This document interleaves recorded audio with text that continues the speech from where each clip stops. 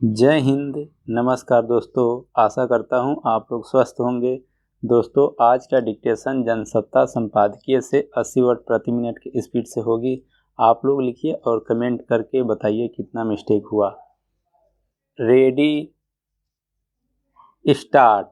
रामनवमी से एक दिन पहले ही सर्वोच्च न्यायालय ने एक मामले की सुनवाई करते हुए पीड़ा व्यक्त की थी कि देश के लोग यह संकल्प क्यों नहीं ले पाते कि वे दूसरे समुदायों के प्रति सहिष्णुतापूर्ण व्यवहार करेंगे, मगर यह बात शायद लोगों को सुनाई नहीं पड़ी।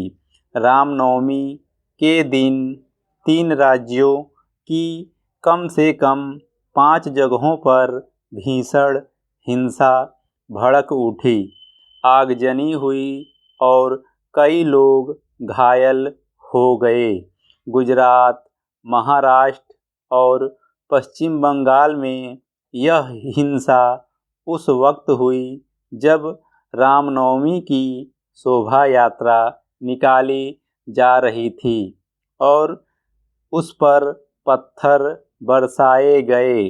पिछले साल हनुमान जयंती के मौके पर भी इसी तरह शोभा यात्रा के दौरान 6 राज्यों में हिंसा भड़क उठी थी, जिसमें कई लोग मारे और कई लोग घायल हो गए थे। दिल्ली के जिस इलाके में पिछले साल हिंसा हुई थी, उसी इलाके में इस साल रामनवमी के दिन भी शोभा यात्रा निकालने का प्रयास किया गया। हालांकि पुलिस ने इसकी इजाज़त नहीं दी थी। रामनवमी पर जिन जगहों पर हिंसा भड़की, वहां कुछ लोगों को छतों से पत्थर बरसाते हुए भी देखा गया।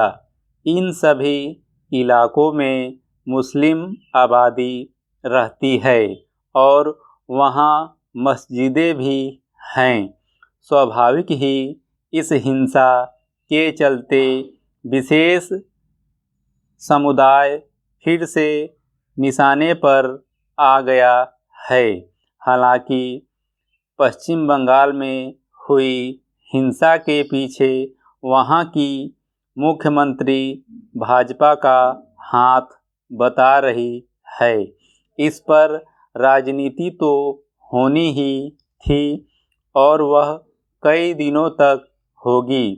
फिर उन इलाकों में दोनों समुदायों के बीच तनावपूर्ण रिश्ते बने रहेंगे। ऐसी सांप्रदायिक हिंसा के नतीजे आखिरकार समाज को ही भुगतने पड़ते हैं।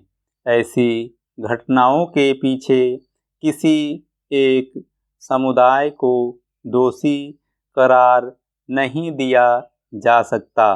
मर्यादाएं दोनों तरफ से टूटती देखी जाती हैं। इन दिनों रमज़ान भी चल रहा है और इस बीच में रामनवमी का त्यौहार आ गया।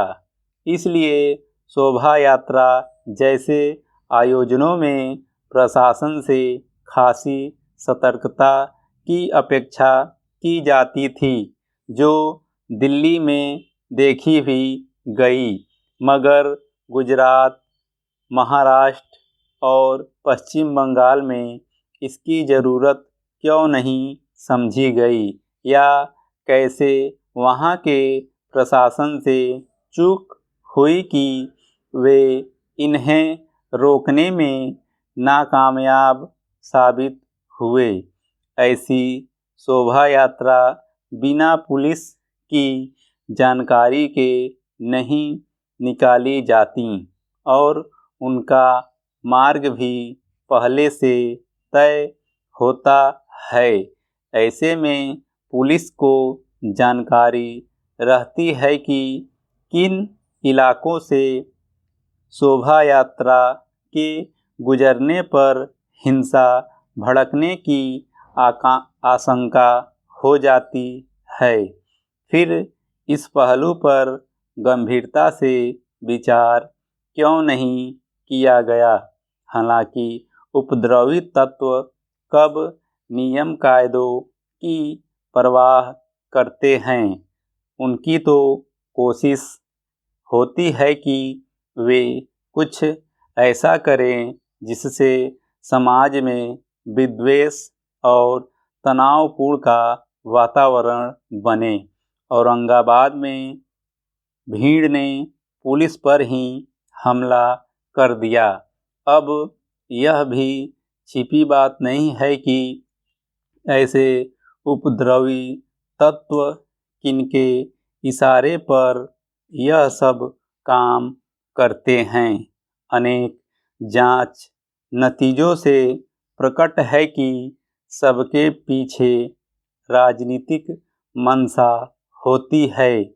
इसलिए जिन्होंने पत्थर फेंके या पुलिस पर हमला किया, वे कोई धार्मिक लोग नहीं कहे जा सकते, क्योंकि कोई धर्म निजी और सामुदायिक आस्था का विषय होता है, न कि उन्माद प्रदर्शन का। जो लोग इस तरह सड़कों पर धर्म का प्रदर्शन करते निकलते हैं या धर्म के नाम पर हाथ में पत्थर उठा लेते हैं, उनकी मंशा धार्मिक होती भी नहीं जब तक उन्हें रोकने की राजनीतिक इच्छा शक्ति नहीं दिखाई जाती। तब तक ऐसे उपद्रवों और हिंसा पर रोक लगाना मुश्किल ही रहेगा। स्टॉप।